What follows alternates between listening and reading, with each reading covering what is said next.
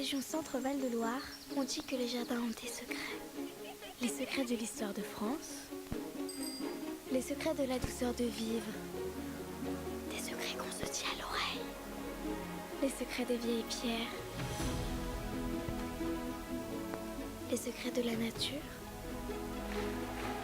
les secrets de la culture. Nature et culture, l'exceptionnelle rencontre. Région Centre-Val de Loire.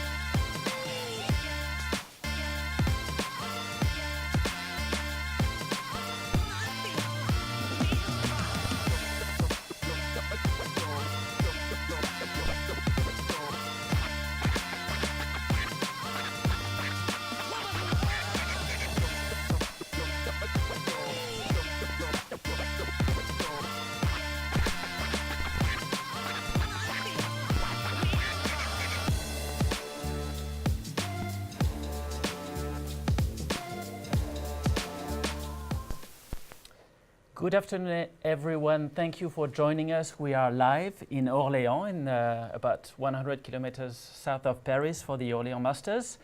We are here with a very special guest today, Ying from Malaysia and Guru Dutt from India. We are delighted to host this live TV broadcast again, like every day. What we're going to do, we're going to talk a little bit of Indian badminton and Malaysian badminton and your own individual careers. Of course, India is the new powerhouse in the world of badminton. We're going to take a look at some statistics with Paul first, and then you can comment on these numbers. Yeah, so let's talk about India's players with some numbers. Just first of all, take a look at the world ranking of the best players of the world, in the men's, especially in the men and women singles. On men's side, Kindambi just took the second place a few days ago. Hanoi is also number 12 and Pranit is number 15. Same performances in the women's side. As we know, Pusarla Sindhu is still in the top 3 of the best player of the world. The medalist, the silver medalist in Rio in the Olympic Games, and there is also Newald who is number 12. So the current example to illustrate this trend is the Orléans Masters.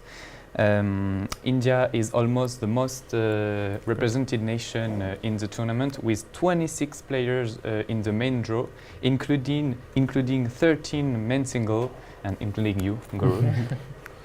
13 men singles in the draw. It's like India is taking over. There's more Indian players than French, actually. So how is it a sign that you guys are taking over the world? Well, definitely. If you see last 3-4 years, there's a lot of change in Indian badminton. They've seen a lot of young people, young guys taking up the sport. Right now, you can also see the doubles players who are doing really well. So I think over the last 4 years, as things have improved in India. The players have started to perform. Like now we've got like 2 players in the top tier in the men's singles, and Saina and Sindhu have always been doing well. Saina has been doing well for the last, I think, 7-8 years, and that's where it started for the India. And then now we've got like at least 7-8 players who have been in the top 50 in the men's singles, and we've got the young pair of Satvik and Chirag in the men's double. They're doing really good. They're doing well, yes. Yeah, and of course Ashwini and Sikki are right now doing well. At the same time, we've got Pranav and Sikki as well in the mixed double. So if you see overall, I think we've improved a lot in the last couple of years, especially. So I think by seeing all this, even in the competition level, India has improved a lot. It's not like 4-5 years back where we used to play the matches from quarterfinals. It was okay. I mean, now it's not like that. From right from go for the wind. Yeah, right from the round 1, we have to be alert, and that's how it got better. That's really good, and that's when you can see so many players coming to Orleans as well. about 13 men singles players, and I think that's really That's good a to lot. see. We fight against each other even after coming to France, so which is good in fact. Which is good, Yeah. of course. How do you explain that badminton has become so popular? Of course, there was Prakash a long time ago, and then Pulela Gopichan, who won the All England, which was quite big, but that was quite a long time ago. And then all of a sudden, within few years, we see all these players. What made the difference between then and now? I think I would frankly say that Gopi sir, he really stood up and he's changed the things in Indian badminton, I would say, because right from he took over as chief national coach in 2006, around 2006. So he's got the national camps, and then we all could train together. We could train with the senior players. At the same time, the younger players also could watch us train and train with us. I think that's where it all started, and from then onwards, we had Saina, who's been doing well from 2008 Beijing Olympics. Because you need one champion, someone Exactly, to look up to. Yeah, exactly. So since then we had Saina, and Kashyap was one of the guys, and we had like seniors like Chetan Anand, Anup Sridhar, Arvind Bhatt, Jwala Gupta. So we all had a good seniors at the same time. I think all of us training together at one place really helped the Indian badminton grow, and the support from the government what we have got was one thing which we should really appreciate it. The level what we are in right now is because of the support what we have, and of course the exposure what we got from with the help of government and Gopi sir. I think his vision was really we can see now the results and so many players coming up, I would say. As a former player, of course, he knew what it takes to be a champion, and the fact that all the champions are coming through his academy, right? Yes, most there of are them anyways. Yeah, there are most of them right now are based out of Hyderabad, where we all train and in the Gopi Chand Academy, and at the same time there are other players who are coming from other places as well. Of course, they train. Pranoy is from Kerala, and Saurav Verma, Samir Verma, both are from different, but they all moved to Hyderabad, and we all train together in the national center. I think that's one of the things which he has changed it, and we have seen results immediately after all these things have changed, and now we have so many players that we compete amongst ourselves, and we motivate each other, and that's how it good competition. Yeah, very healthy competition, I would say. So has it become as big as cricket now? Because cricket was the big sport in India before. Now is badminton close to cricket? I wouldn't say close to cricket. We can't really compare the sport because cricket has been there for a long time, and then the craze is a little different. But I would say we are getting close to it, or I would say the second sport even now. But I think what the badminton right now, India is really doing well. A lot of youngsters picking up the sport, and if there's any event happening in Hyderabad or anywhere in India, in fact, so there's a lot of people. We have this Premier Badminton League which is happening every year right now. So that has changed a lot of the popularity in the sport in India. So I think these things, and also the national championship which they made it really well last year. So all the top players have played it for the first time after very long. So I think these kind of things really help the sport grow in India, and I think that's what the association is doing. Association is doing really well right now. So I think it's important that we need to train hard, perform well. I think everything will fall into place. Okay, well it is already falling into place with so many good results. How do you explain that India, being such a huge country with so many people, sport didn't seem to be so important before? There was cricket, but there's no world famous champions from India. How do you explain this? I think this is being an individual sport, and probably it's kind of expensive for everyone to afford this initially. So I think, but right now with the support what we have, I think, and also the security, like now if you reach a level, you've got a job. So I think before there was no awareness of this, but right now everyone's been taking care with something or the other job. Like most of the top players are associated with the petroleum companies, and then others are with the railways and other companies, Indian Railways, and at the same time we've got this league coming up and lot of all India rankings happening in India, where the players can. So it's getting more professional. Yeah, more professional, and there are a lot of opportunities to work for, and then there are a lot of academies in India as well right now. All the former players have their own academies now, a bit of everywhere. So I think there is a lot of scope in the badminton event, so that's what they've realized, and of course there are so many players to look up to right now. So it's just not one player. Before it was, like you said, Prakash sir was one of the players, and Gopi sir was one of the players, and after a long time Saina was one player. Right now you see there are so many players there are look up to right now. Right, role models in a different Yeah, province. And, Yeah, so I think this is one of the things what has changed, and I think yes, though we are still behind cricket, but we don't have to really compare with cricket because badminton is definitely at a happy place in India, I would say. Okay, good. Let's talk a little bit about your own career. You've done really well. A few years ago, you were a bronze medalist in Glasgow Commonwealth Games, and then you had a big injury. This is why your ranking has dropped. Can you explain to us what happened and how you are struggling to get back to this level? Yes, I had 2013-14. It was really good for me. I was in top 20 in the world, and I won the bronze medal at the Commonwealth Games. But post that, I've had a tough time with my injuries, especially on my knee and on my ankle, which really I had to undergo ankle surgery, which took me almost a year and a half I would say, or more, because the surgery was kind of complex surgery, which I can't hurry up. And even the recovery process took a lot of time for me to get back. So I would say that I actually started playing from 2017 September onwards fully, that I'm ready to play right now. So it's been like 6-7 months that I'm playing happily without any breaks. Any injury, but with the help of my coach Gopi sir and my physios at the academy, and also where I've got my treated in Mumbai, they've took care of me so well that I've never lost any focus, I've never lost any faith. And right now I'm actually enjoying my game at the moment, and I'm happy that I'm back playing, and I hope to get back to where I was and get better than what I was before. Isn't it difficult to be? You can comment maybe this. It was in Glasgow where you had that medal. You see a lot of complicity with Gopi. Can you comment? That picture that means a lot to me. That because I had I lost the semi-final in the morning, and then that evening I had the bronze medal match against Rajiv, where I've not beaten him before at all. Okay. I've lost him 4 times before, I've never beaten him, and I had no expectations of playing. Honestly, I thought I'm going to lose it, and then there was a lot of things happened in the morning after the match. I lost to Derek Wong, and then I literally got fired from Gopi sir, and then that was immediately after the match. I went in, I didn't know what to do. I was it was just one of the first moments after the match. I went and hugged him, and it was very special to me. Good memory. Yeah. Okay. Isn't it difficult to see that all that time you were away, all your friends and players that you were training with are now very high up in the world ranking? You feel like you have a lot to catch up to? Of course. I would actually say that it's really inspiring and at the same time competitive with the way these guys are doing right now, especially the guys in the top 20, Srikanth, Sai Praneeth and Pranay, who are doing well, and Samir.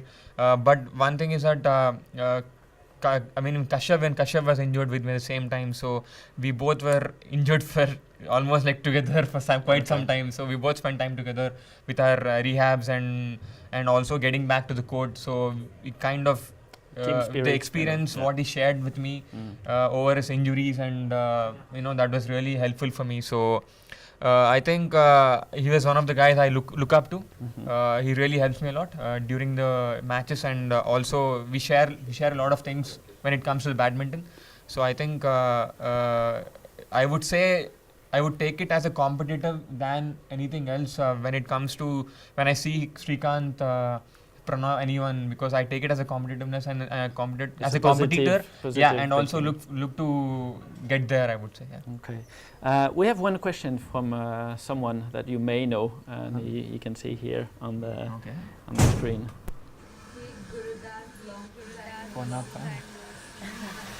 I'm at the parlor and I'm trying to figure out if I should color my hair like you do. Okay, she's asking whether she should get some color on her hair. Of course, Ashwini, she should. I remember she tried another haircut. I don't know if you remember. Yes. She had a boyish haircut.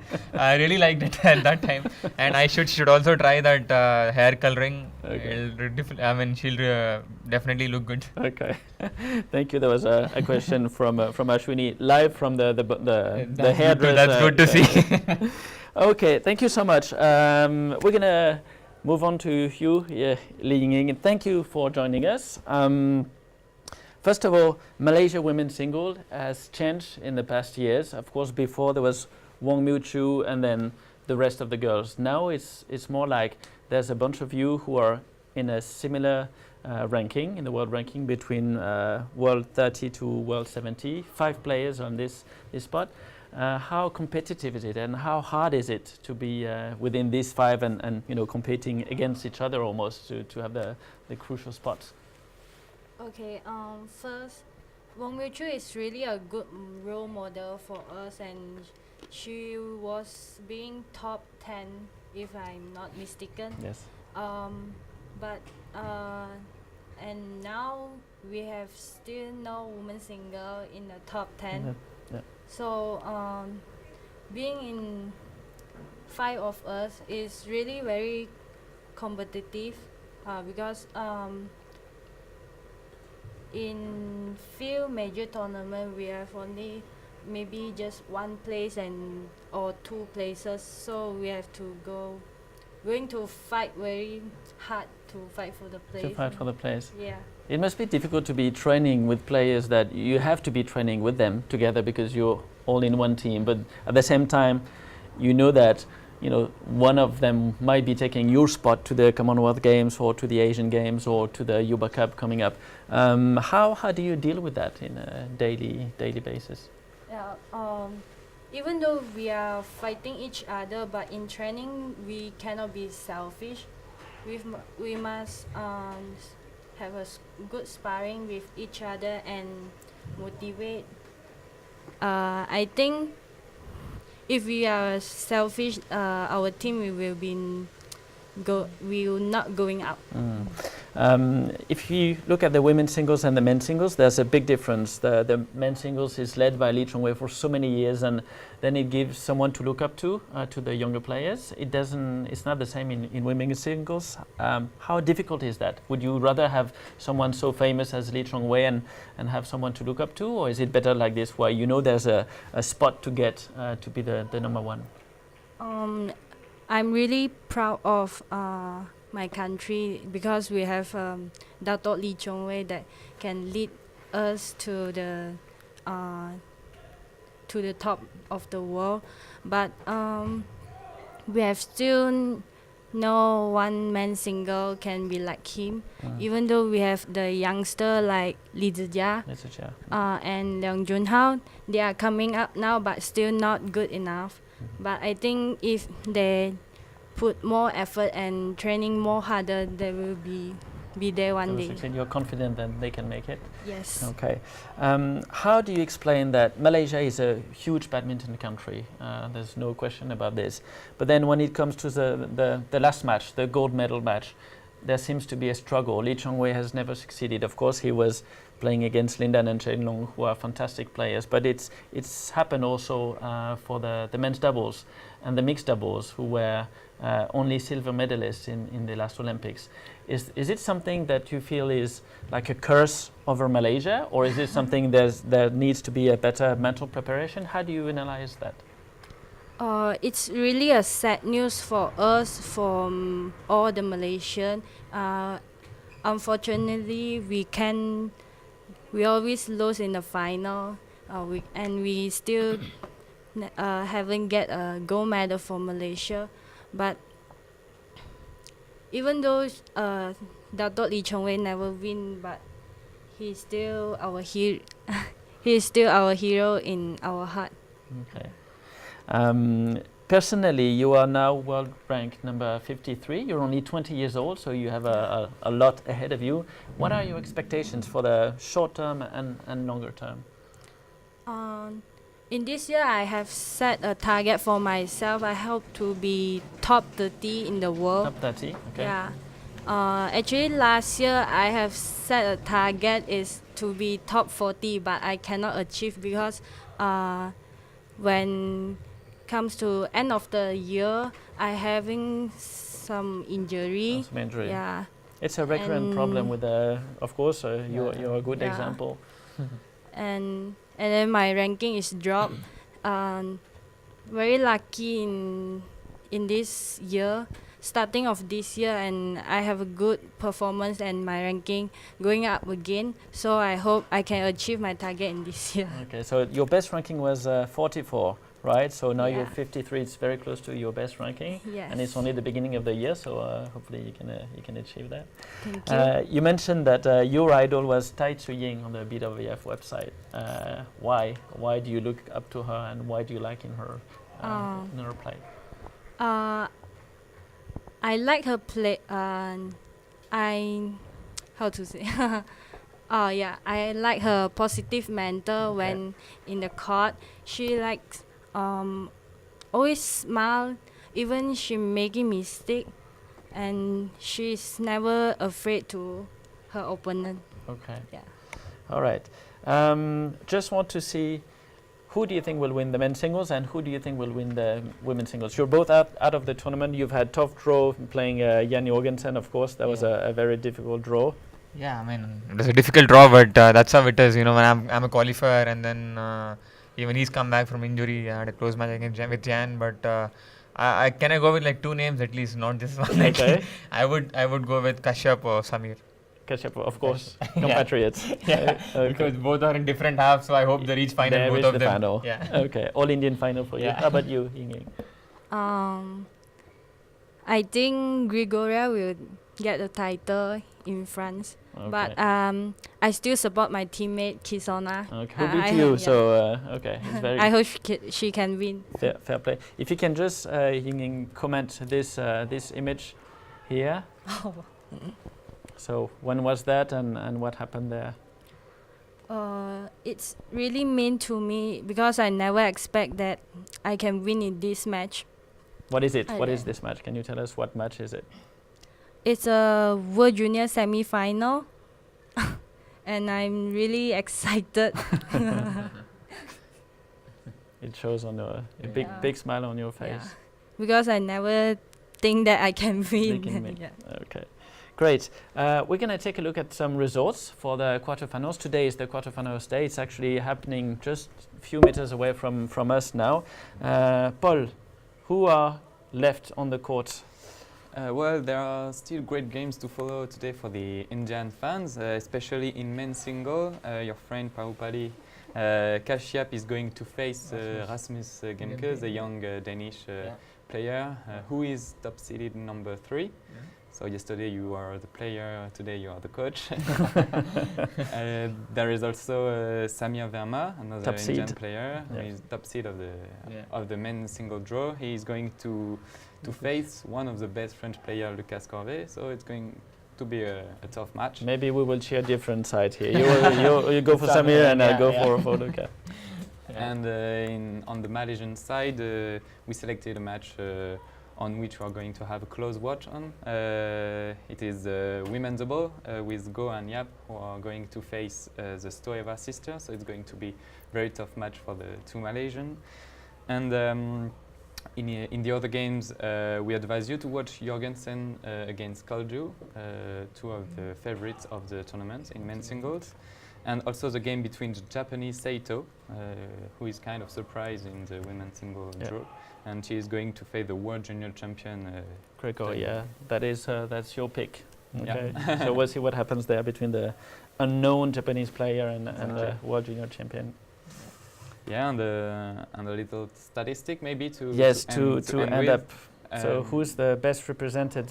Denmark is doing well. Yeah, Denmark, of course, it's not a surprise. They are the most represented nation in the quarterfinals with 8 players. Number 2 is Indonesia with 6 players. France is 5, and at home. And Germany 4, and India with 3 quarterfinals today. All right, thank you so much. Feel free to go and see the live streaming on the orléansinternational.fr website. We were delighted to have you both. Thank you so much for joining us. We're going to let you go and do some coaching. And we will see each other tomorrow for another live TV broadcast. Thank you, and have a good evening. Bye.